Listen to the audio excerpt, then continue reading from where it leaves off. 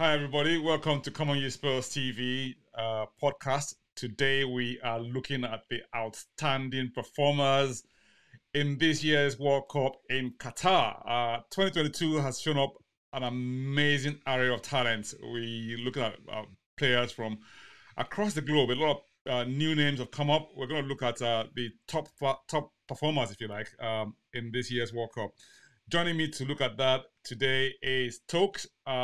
We also have Chuma, our resident or in-house guru, as I like to call him. In the meantime, we'll join them. Well, they'll join us on the other side when we come back. In the meantime, come on, you Spurs.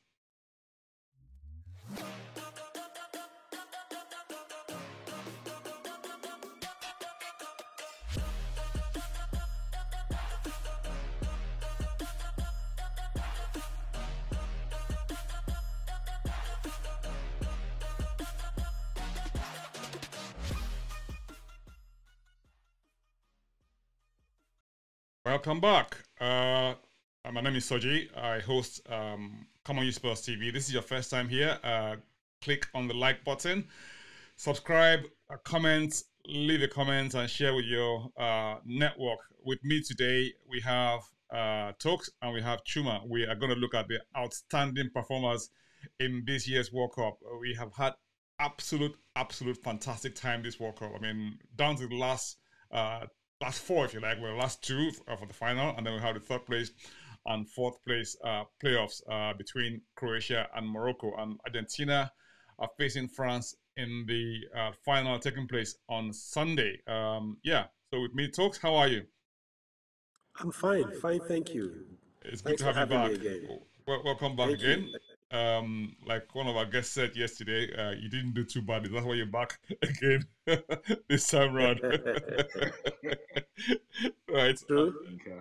Chuma, how are you? Well, I'm snowed in. It's a wonderful white Christmas we're having in London at the moment, and there's a cold that seems to be chasing me around, but I'm fine for the most part. You don't look like you got a cold. You look like you're having fun. Oh, well, medication, the power of medication. I'm well medicated. Thank you very Oh, much. is this a case of looks can be deceptive, right? Looks are very deceptive. Yes, I'm currently on a lot of different things right now, just to make it to the show. This is how much I care about Common Use First TV. I'm here Thank you so fighting, much. but I'm here. All right. Nice one. Talks. Right. I know you've been away Yes. for a short while, and we've had a lot of development in the World Cup so far. It's good to have you back. How have you been in the meantime? Yeah, staying strong. Thank you. We're in very hot Lagos right now, so Okay. I'm not complaining about the weather though. But yeah, all is well. It's okay for you, right? You're all nice and cozy and warm, right? Yes, so we're very warm here. I don't blame you at all. Right. Let's get straight back into it. So where are we? So we have um I don't know, the World Cup opened with Qatar and Ecuador, and okay, Ecuador had someone who scored two goals, Valencia for them, and it actually ended up scoring three goals in the World Cup so far. You know, probably their outstanding performer in that match. I mean, but I think if you look at the group stages in general, I mean, a lot of players came to the fore, which a lot of people didn't have what you might call knowledge of on the world stage. So the World Cup is like, I mean, always a good showing ground for established stars. You had Ronaldo scoring in the fifth World Cup, and Messi also in his fifth World Cup as well. So I mean, both players.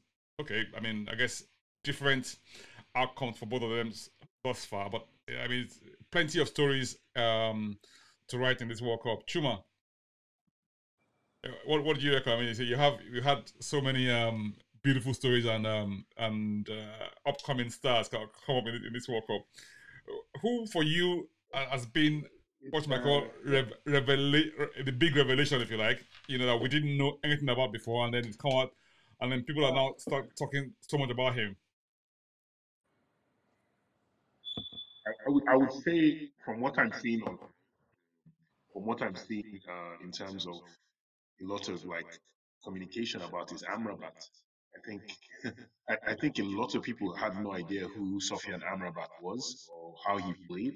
All of a sudden now, because of Morocco's ascent into the semi-finals, Amrabat is everywhere. Amrabat is linked to every club. It was only Spurs. Now it's Liverpool. I'm hearing Real Madrid. I'm hearing PSG. I'm hearing all these clubs that never would looked at him. I'm hearing him and the other midfield player from Unahi. Morocco, Unahi, who plays Yeah. for Angers in Liga. He's Mm-hmm. another. Yes, Unahi is now another one that is blowing up. Leicester are looking at him. Teams in England are looking at him now to get him over. He's not going to cost so much, they think, compared to his value skyrocketed as well. So those two players, the Moroccan players, two Moroccan players, nobody Yeah. looked at before.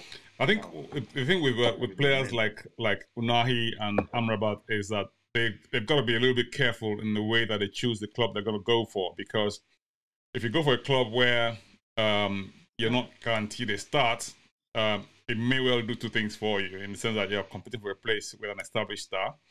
And also, I mean, if you do that, that sometimes it may mean that you don't even get to play as often as you can. And also, because you don't, especially if you come into the Premier League, if you don't have a lot of Premiership experience, chances are that you may be considered, what's that word we use again? Average.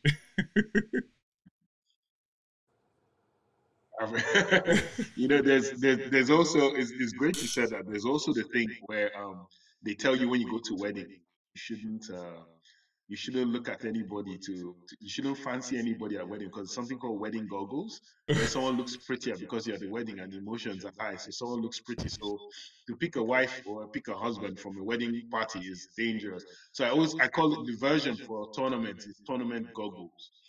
We've seen so many players over here time in history that they shone so much in tournaments and then they got bought. And then I always think back to Euro 96. There was a Czech player. I don't know if you guys remember Karol Poborski, Yes. long Yeah, hair. Boboski. Poborski was brilliant in Euro 96. And And then he Manchester came to Man United United, shelled eh? out a lot of money for him. And he just came to the Premier League and died. And he just died. You know? Yeah. So you look at players like that. There are certain players people have gotten after the World Cup, like, yes, this guy is going to be the main player for us, and then just fizzled. So that's the fear. Yeah, I mean, speaking of Amrabat, I mean, I know he plays in midfield, and the rumor mill or the story behind the scenes is that Spurs were looking at him with a view to taking that midfield spot, but unfortunately, we didn't get him. But instead we got Bentancur. Now, for me, Bentancur is another player who, for me, did absolutely fantastic in this World Cup as well. I think probably the reason why Amrabat probably, I mean, features a lot more is, okay, Morocco, underrated team, no one knew about them. They did very well, got up to semi-final. So it's, I mean, and he played a key role in that progress that they made. However, if you also look at the performance of Bentancur, I thought he did really well before Uruguay went out in the group stages. Talk. What do you reckon? Spot on, Sajid. Spot on. Benteke never fails you. He's technically gifted, and he did. Us at Tottenham, we were not surprised to see how well he did. And I'm actually pleased we bought him, because it's not easy, as Chuma said, to come from a tournament and then blend into a 38 match season. So yes, I'm very happy that Benteke is our player. So I wouldn't swap him for anything right now. Absolutely. I mean, and then the other thing also about, if you look at what Chuma said about Amrabat earlier on, I know he's been a big fan of Amrabat, and we mentioned him on our WhatsApp forum Regularly, and Chuma, we had that discussion on the forum about Amrabat, and He's one of the average players. yes, and the thinking was, well, the view expressed was that Tottenham shouldn't go for average players, because you want someone who can come in and potentially win you a championship, or come in and influence your ability of your team to actually go out and win something.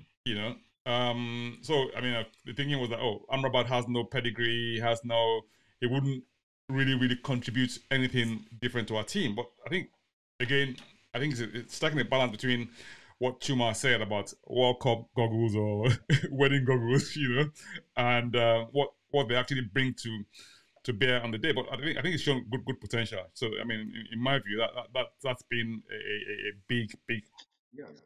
revelation. I think also quite a lot of. I mean, okay, Amrabat's 26, so in today's market, it's probably older, if you like, closer to getting to the peak of their years, but still got maybe 3, 4, 5 years. Trying to get to their early 30s. However, we have quite a lot of teenagers who have shown absolute promise in this World Cup. A couple of them strike me. I mean, one of them obviously plays for England. I mean, Jude Bellingham. I think has been an absolute revelation in this World Cup. He's been absolutely fantastic.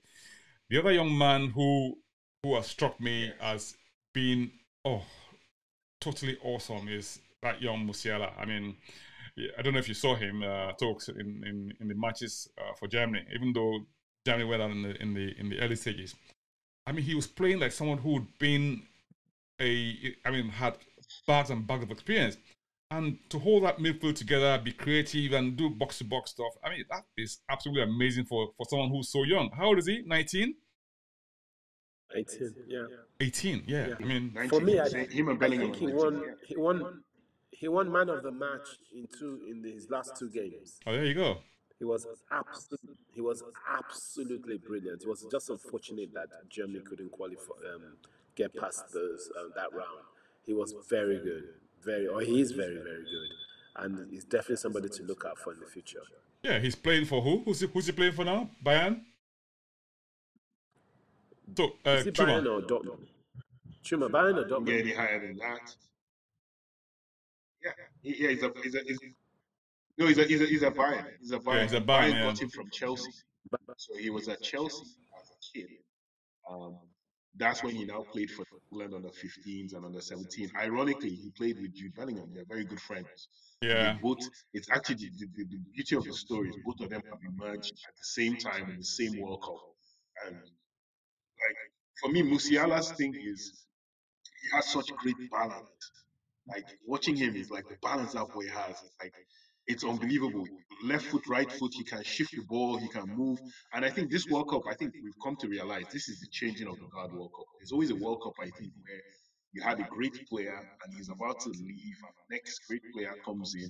And I think this World Cup is it. I think this World Cup is the end of the Cristiano Ronaldo, Lionel Messi era. And now these young boys are they're coming. And it's not just one, it's not two. And to think There are that many, yeah. Erling Haaland, the alien, Even Foden, didn't make it to this Foden World is Cup. there. Yeah, I mean, Foden as well. You have all these boys coming. A lot of them. yeah, one of the, pleasing things for me is, I'm a bit biased because, of course, he's got a Nigerian father, and he obviously grew up in England, and yeah, he's 19. He's going to be 20 in February, and he played for England on the 17th, and yeah, like I said, he and Jude go back a long way, and they're really good friends. They grew up in the Chelsea ranks, and yeah, Dortmund have Jude now, and Jude is it's got his head. It has the head of a 30-year-old. If you listen to him talk, I don't know if you ever listened to him at his interviews. Yeah. He's so mature, and very very solid. And I think one of the things, I don't know if anyone has seen this basketball what's that thing called, movie on Netflix. I don't know if you saw it, Hustle. Has anyone seen it? No, I've not seen it. No. You haven't? Okay, you should go and watch it. It has what's this man, this guy's name, Adam Sandler, and Queen Latifah. And I think one of the things that struck me was, yeah. I know that one. Yeah, I watched that. I've seen that. Yeah, because it just tells you that a lot of things that scouts and teams look for when they're looking for a player is not just the skill or the ability. They also look at their all-round character. They look at their ability to respond under pressure, the way they handle themselves and carry themselves, off field and on field as well, and how they would respond in difficult situations, and also the fact that, I mean, you want to find somebody who can play in an organized system, not just having the skill to play the game, but it being able to interact with your teammates and being able to sort of contribute to team effort. So that for me was just a revelation as to the thinking of what goes into the minds of scouts when they're looking for players to sort of scout for their teams, And yeah, it just sort of gives you a bit of a different insight as well. Now, okay, you had a Group A where you had Ecuador, you had Qatar, you also had Holland. Some people call it Netherlands as well. But for me, I think two people stand out for me in Netherlands team. I know that when we're doing the World Cup top 11, if you like, or the World Cup team, we had, I think, about 3 or 4 Dutch players. I think three Dutch players. I had Danny Blind as a left back. We also had Don Fries as a candidate also for right back, even though more of a wing back, And then we had the young man who plays for PSV, Gakpo. Now, I know that a lot of English people call it, or people who are Western background call him Gakpo. It's actually Gakpo, right? Because of that's how it should be pronounced, But I think he's a really, really good player. It reminds me of Dele Alli for some reason. I don't know. I always said that. Maybe because... a resemblance. No, there's a resemblance. There's resemblance. Yeah, but... and they actually play almost similar as well, Even though he's more... Yeah, no, he is. Yeah, even though he's more of a striker. I mean, what did you think of him, Tokes? Oh, Gakpo was brilliant during the World Cup. At least I think there was his first 2 games. He's shown out immediately from the first whistle. He scored a goal a game. And he scored three goals in 3 games. He didn't. He's actually the first Dutch player to score in every qualifying game. And if you consider that, that is an amazing record, considering that you've had Dutch masters in years of past. You had Racing Brink, you had Ruud Gullit, you had Johan Cruyff. A lot of top quality player. Edgar Davids. You had Kluivert, Van Persie. Ruud van Nistelrooy. All these players. None of these people scored. Beckham. Dennis Beckham. So yeah, I've had a lot of Dutch past masters who have been like really, really at top of their game, and to come and have Gakpo being the best person to score in the group stages is absolutely amazing. It's no mean feat at all. I know you like Gakpo. You were talking about him. You were reading about him, aren't you, Chuma? Chuma, can you hear me? You guys say I probably watch too much football in my life. I can hear you. Can you hear me? Yeah, I can. Yes. I watch too much football. So it's Gakpo started as a left winger, which is interesting. He's a left winger, and that's how when teams scouted him, they didn't see the potential for him to become a forward. It's kind of like the Henry Wenger thing. Wenger likes turning wingers to forwards, or he moves them to wing. So no one really noticed that this boy could play forward position. Louis Van Gaal, love him, hate him. That man has a gift when it comes to certain young players. He knows how to utilize young players, Van Gaal, a lot. And he just moved him forward, and the boy is the reason why he's like Dele Alli to me is Dele Alli is technically not the greatest player you've ever seen, but he has timing. To me, he had timing, and he positioned himself well enough to score. He doesn't have great skill. He's a bit slow. This boy is exactly like that. He's not the fastest winger in the world. He can run with the ball, but he's not fully under control. But the thing is, his timing and his sense is just really on point. And I think, like you said earlier on, based on whatever team he joins, that will be how his career will go. He has to make the best choice for his next move from PSG. Coming from Holland is never easy jumping to the Premier League as well.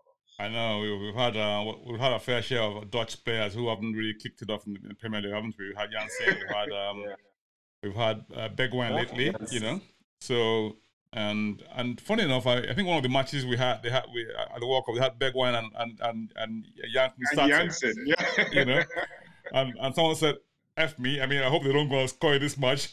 And they go like, and they go like and say, yeah. I mean, okay, little young Ware. He played for what? I mean, for the States.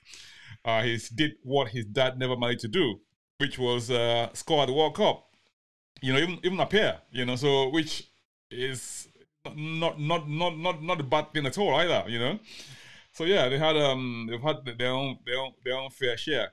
Now, if we go back and just let's just sort of circle back and let's look at the group stages. I mean, I think for me, the people who I would pick out maybe from each group and say, look, if we look at the group that contained Argentina, Saudi Arabia, Mexico, and what was the fourth team in that group now?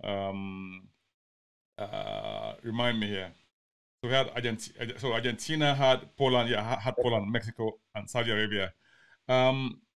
I didn't quite see anyone who stood out for me apart from Alvarez and the guys like Mark Callister and Fernandez in Argentina. I maybe okay, the guy who scored the goal for Saudi Arabia. Okay, apart from that match, he didn't really do that much. So for me, I mean, the three good players apart from Messi, of course. I mean, of course, we know Messi. That's a different story in itself. In that group, in Group C, I mean, probably standard person was those four, if you like. And in Group A, we're looking at we had Gakpo, we had Dumfries. Dumfries as well was, I mean, someone who's been linked with Tottenham as well, hasn't he? And I think he did quite well. He had 3 goals, 3 assists. Which is remarkable for a defender. So that's I think was also not bad at all. Looking at Group D, I mean, we had France, Australia, Tunisia, and Denmark. I mean, of course, we've had beautiful performers in France, Mbappe. We had Griezmann. That left back. What's that young man's name again? Is it Hernandez? Hernandez. Yeah. What do you think, Chuma? Well, I think if you look at that group, the Australians were very good as a team, as a unit. Yeah, they had one defender guy who was. I can see signs. Yeah. They had some good players. They played well as a team. They didn't have any standout individuals. As a unit, they played very, very well. Did quite well. That group was really France's. It was France's group to lose. In terms of the French team, I would say it's a changing of the guard as well because we're so used to seeing Kante play for France. All of a sudden now you have Chouameni, you have Camavinga from Real Madrid. So now these boys are now taking those spots up in midfield. Mbappe did his usual thing, no surprise.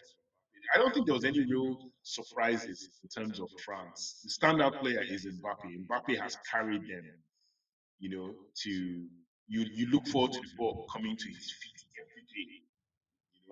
But he's still so young. It's because we used to seeing him from when he was like 19.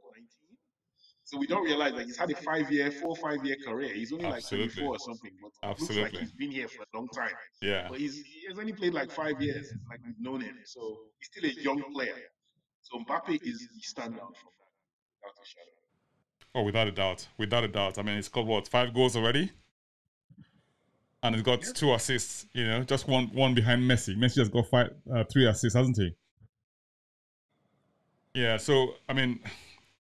Okay, so if we look at the group that had Japan, Spain, Germany, and Costa Rica, I mean, Japan came out on top of that group, winners, surprise winners in that group. Everyone expected it to be like Spain, Germany, and have Costa Rica and Japan coming out behind. But who can you have pointed out as a stand-up player in Japan in that Japanese team? I can't even remember any of their names. Chuma. I can't even So remember. now let Tokes go. Tokes, what do you think about Japan?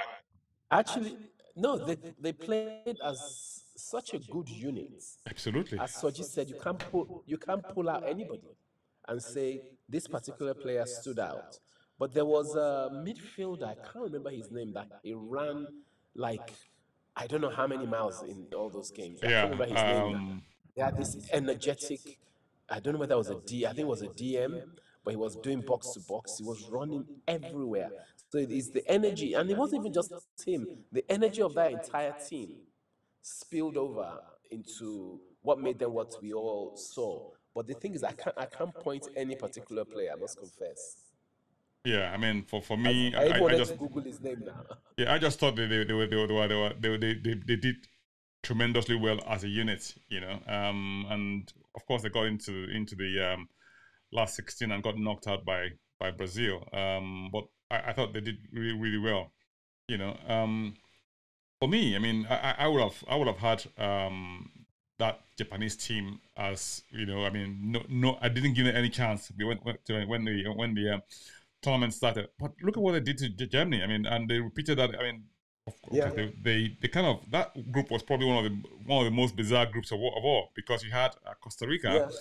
who everyone had written off after losing 7-0 to Spain, and come out and beat Japan 1-0, you know, and almost caused an upset against Germany as well. You know, so that Yeah. was a big turn up in that group. You know, everyone expected, like I said, Japan and Spain and Germany to come out tops, and yeah, I mean, full of shocks. I think the big group for me, it has to be the group F. I had Morocco, Croatia, Belgium, and Canada, and a lot of standout performances in this group. You know, especially from Morocco. That Moroccan team, we'll do them last. But let's start with Canada first. Canada, even though they had no points in the end, right? But I thought they gave a good account of themselves. What do you think, Tokes? Same here. All the games they played very well. They were narrow defeats. I mean, they could have even nicked that first game they played. Who did they play first? They were Morocco. full of energy, full of running. Yeah, they could have won that game. So I think they were more. I think theirs was more experience than Yeah. anything else. So the next World Cup we will see a much better Canada. But it's good. They're in now. They're in the big league, and yeah, it's not a bad entry for them at all. Not a bad entry performance. Not as good as Nigeria's entry performance in '94, but not a bad performance for them.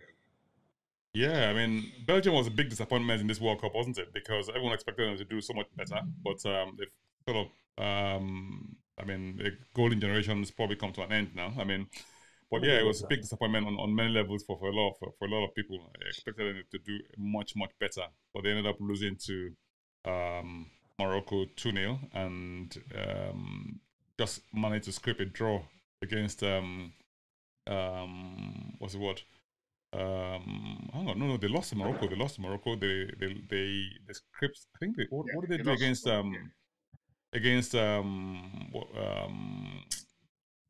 what's the other team called now against Belgium? Sorry, against They lost. Canada. So they won against Canada. Yes, that's the match. That's the only match they won. You know, and they managed a 0-0 draw against Croatia. But Croatia had quite a lot of amazing performers in that team. I mean, the eternal Mr. Modric. He was just absolutely immense, you know. And Immortal. I mean, we had even our dear old Ivan Perisic. Perisic was, I mean, I thought he did quite well as well, you know. But the two, I mean, we had three other people who I thought really did quite well as well. Guardiola, I mean, the centre back, even though Messi wiped up quite a few million pounds of his value. Millions of his his value transfer price. fee. Took millions of his transfer. You know, But it's allowed. but Only Messi can do that. I know, right? Yeah, but I thought Allowed. gave a good account of himself in this World Cup. and that right back, and their right back. Yeah, that right back, Mr. Plays for Celtic. Huh?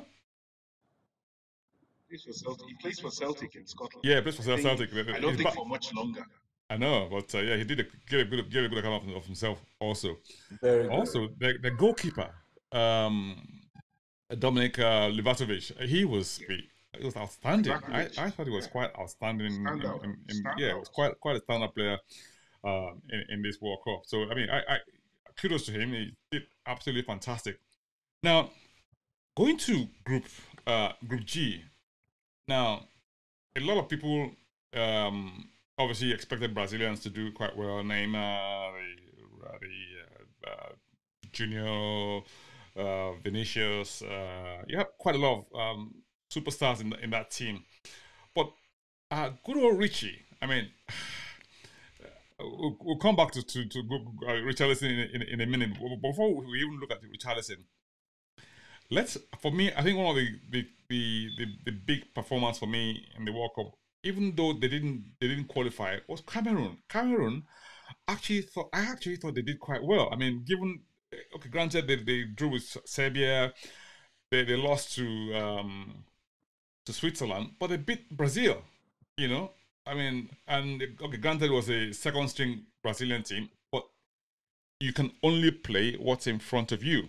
You know, and that goal by Abdullahi. Oh gosh, did you see that goal, Tokes or Chuma? Who wants to go for this one?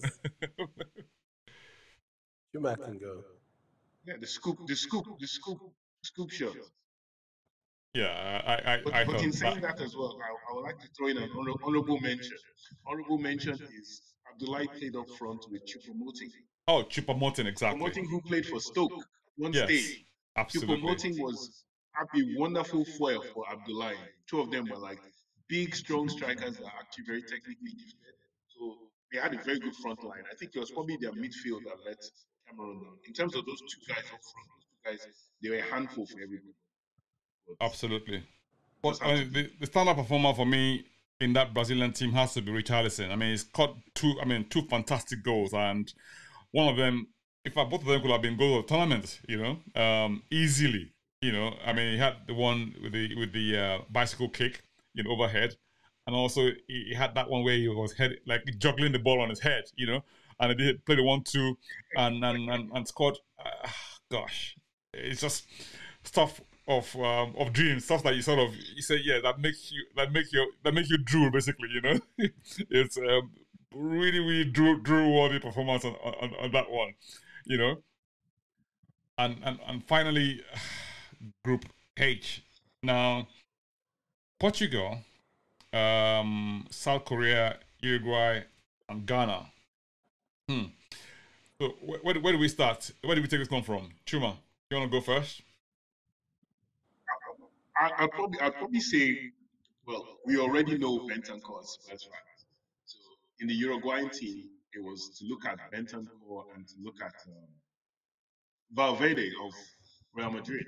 But I think because of the fact that Valverde of Real Madrid has made so much noise, they were ready for him in this World Cup. A lot of teams doubled on him. But Bentancur was a standout for Uruguay, without a shadow of a doubt. He was a standout for Uruguay, and he's the one coming out from there. The Portuguese, it was about dropping Ronaldo, and then Gonzalo Ramos of Benfica just rose to the fore in the knockout rounds more than the groups. But in that first stage, Portugal were I thought they were regular. I didn't think they were exceedingly great or anything else. Uruguayans, South Korea, like the Japanese, there's just this energy they have as a unit. Yeah. They press together, they defend together, and they had one or two players. I think, is it Wang that plays for Wolves? He was really good. Son, that injury on his face, I personally believe that he should not have gone to that World Cup, but I understand why he went. In my opinion, he shouldn't have. I mean, nothing will have stopped Constant going to that World Cup. It was like his. I mean, he was like the talisman of his team. No, exactly. That it was important for him to go to that World Cup. So yes, I mean, and that clutch goal that he set up to get them to qualify for the last 16 was absolutely amazing. To Hurricane substitute. Absolutely, that yes. was a Son to Kane goal. Yeah. Usually, but Yeah. it was good.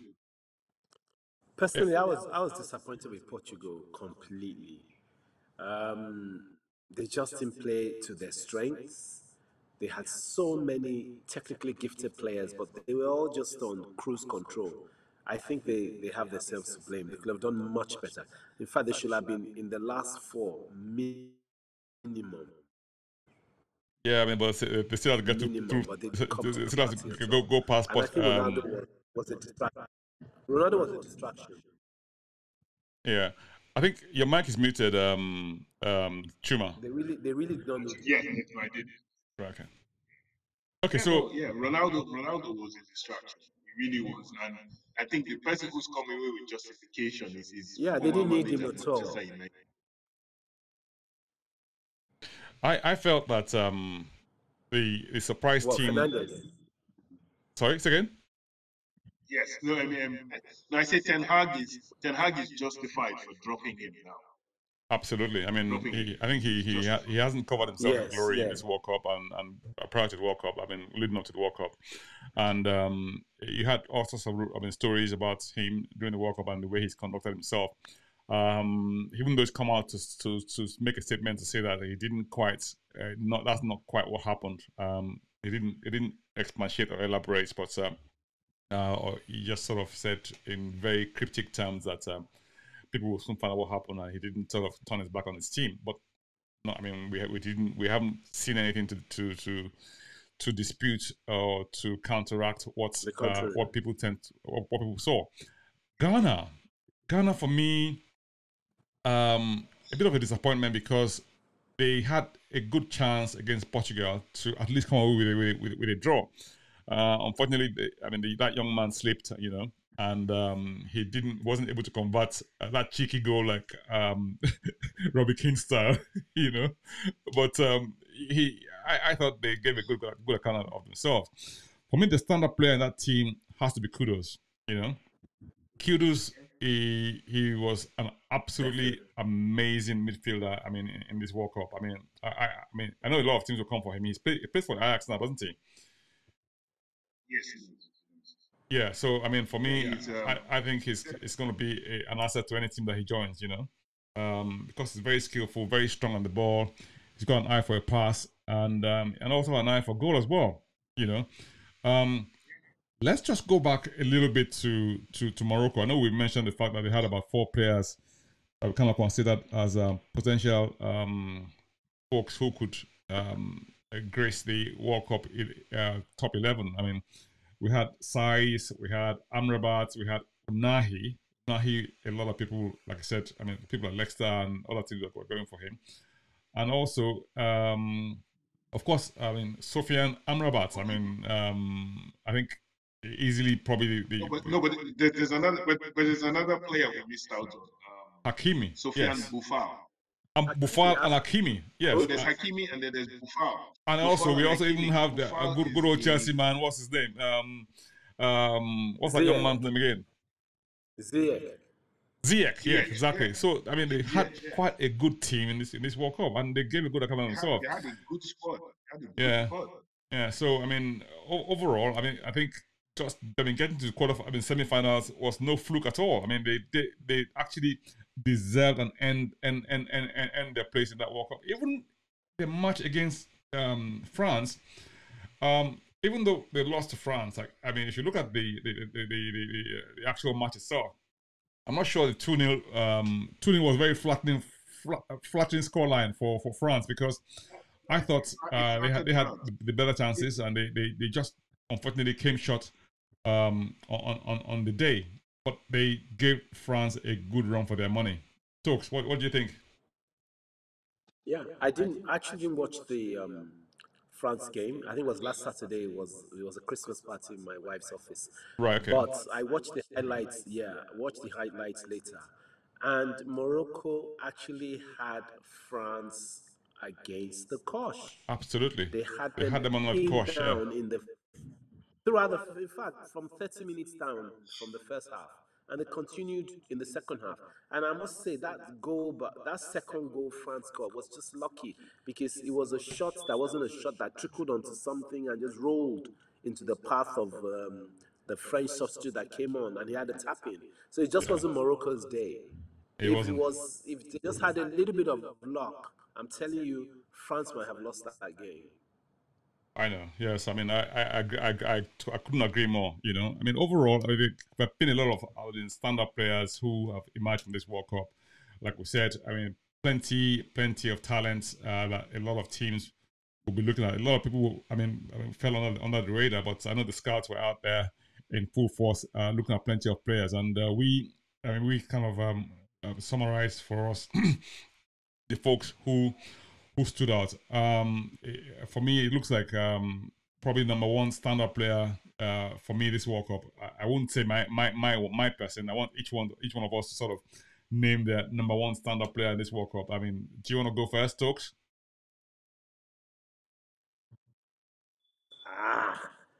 Are we doing positions or overall everything? Overall, you're one stand-up player. Just name one person. Just name You might one review player. Name one maybe player. consider two or three, but say narrow it down to one.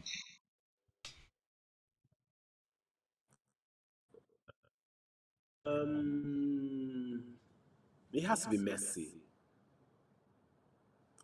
Okay. He has to be Lionel Messi. He carried the Argentinian, yeah, he's carried the Argentinian team to where they are. He's scored the most goals and well equal, and he's got most assists, and he's come up good when they really needed him. Okay. So Messi for you, number one standout player for the World Cup so far. Okay. Right. Right. Chuma. Well, well, because of the fact they've all made it to the final, I would say Mbappe because even though France has so many weapons and so many good players and so many ways they can attack you, if you take out Mbappe's goals, France are not really that good. Yeah. France will not let that happen without his goals. So if you take out Mbappe, France, yeah, France can score, they can do things, but there's something about that boy that is, and he same as Messi, he rose to the fore. Probably what Messi should have done several World Cups ago, he's doing now. Yeah. Mbappe is doing now. He's learned from the past. Mbappe to me is, yeah, I already predicted that I believe France are winning this World Cup, even though my heart wants Argentina to win. My mind is saying it's France. So I think he will be crowned world champion the second time, and I think he wants to clear distance in the Golden Boot. I think he's going to score two. He's going to try and score whatever goals he can. Right. So Mbappe for me is the say overall again. standout. I say his overall standout player for me is Mbappe. So Messi for you, Tokes. Mbappe for you, Chuma. Right. I would go for Amrabat for me for a number of reasons. The reason being, okay, no one knew about him beforehand, right? He's taken more or less single-handedly helped his team get to the Apart semi-final, from and they could Chuma. have done. They could have gone a bit more, you know, if we had a bit more luck. And he's come out from under the radar. It's so totally unheralded, and he's giving 110% for that team. I mean, for me, yeah, it's got to be Amrabat for me as a stand-up player in this World Cup. So thank you very much, guys. It's been very great having you. Beautiful having you, like as always. And we coming up to the third place match taking place on Saturday, the 17th of December. And also we have the final match taking place on Sunday, the 18th, between France and Argentina. Today is the third place match, and yeah, we very much look forward to that. We'll probably do a review of that match later on, or yeah, and then yeah, we'll do the review of the World Cup match, final match, tomorrow, the 18th afterwards. Yeah, but thank you very much, guys. It's been fantastic having you guys as always, and yeah, final words. Talk. Final words. Yeah, it's been a very brilliant and entertaining World Cup. New players have emerged, young players that we never knew about. underdogs doing the business, the big guys getting knocked out anyhow, no respect. Germany, Belgium. It was just a brilliant World Cup. Now, I was going to ask both of you, can you see the resemblance of the way Khomeini has just taken over Pogba's position We were talking about that yesterday, weren't we? seamlessly? It was We were as talking if about they that yesterday, moved weren't we? Pogba Talk, out Chuma. like a jigsaw and just put Yeah, him in we there did. We did. and say, bye bye, Pogba, see you another era. It's such a seamless replacement. Yeah, I mean, like Anyway, Chuma was saying that France have so many weapons, don't they? You know, and you don't. I mean, if you look at the number of players who haven't featured in the World Cup, and they just sort of, it didn't seem to affect them at all. No Pogba, no Kante, no Benzema. You know, one of these Hernandez brothers who was injured. I mean, you know, it's like, and I mean, even Kingsley Coman is playing a big part role in this World Cup. You know. yeah. Yeah, It tells you everything. No, that's true. final was Chuma. Unbelievable sport. Um, this is we probably say it every World Cup, but this is the best World Cup, and I think it's the same thing Tokes spoke about, which is lack of respect. I think is the evening out of football. Like everybody's playing everybody on club level, so why should I be afraid of you in international football? So I think football has evened out. I think next World Cup, so-called underdogs will be running a lot more. Morocco is just the beginning. I think Absolutely. several unknown teams in 4 years' time. I'm looking at that Japanese team and saying they should go home and look at themselves and realize they could have gone further than they did. They should take heart and come back stronger. So yeah, it's been a great World Cup. I think it's the changing of eras in football. There's no more going to be dominance by Europe. I think it's a global game. Absolutely. I couldn't agree more with Chuma. I mean, and yeah, we've had a lot of upsets, a lot of I mean, I guess for me, I was expecting that this would have something similar to this, and I actually expected a bit more. But I mean, having an African team in the semis, for me, it's not exactly a surprise because it was like I was expecting that we would actually have one in the final. But hey, it wasn't to be. But it's been an absolutely fantastic World Cup so far, and yeah, thank you guys, and it's been fantastic having you guys. Come on, you Spurs! Thank you. Spurs. Thank you. See you again soon. See you soon, guys.